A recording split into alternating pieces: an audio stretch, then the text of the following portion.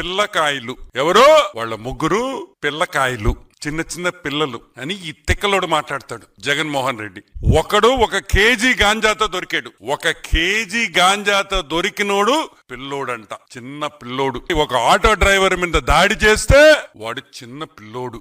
అమ్మాయిని రేప్ చేయబోతే వాడు చిన్న పిల్లోడు. ఒక ఆటో దొంగలిస్తే పట్టుకుంటే వాడు చిన్న పిల్లోడు. ఒక పోలీస్ కానిస్టేబుల్ మీద హత్యా ప్రయత్నం చేస్తే వాడు చిన్న పిల్లోడు. వాళ్ళ కోసం మా తిక్కలోడు వాళ్ళ కోసం తెనాలికి పోయి పరామర్శిస్తాడు. పరామర్శించింది కాకుండా చంద్రబాబు నాయుడుతో పోలుస్తాడు. ఈ రోజు నేను అడుగుతున్నా, 1 సంవత్సరం అయింది నువ్వు ఓడిపోయి. ఈ సంవత్సరంలో అయినా మందులు తీసుకొని బాగవచ్చు కదా.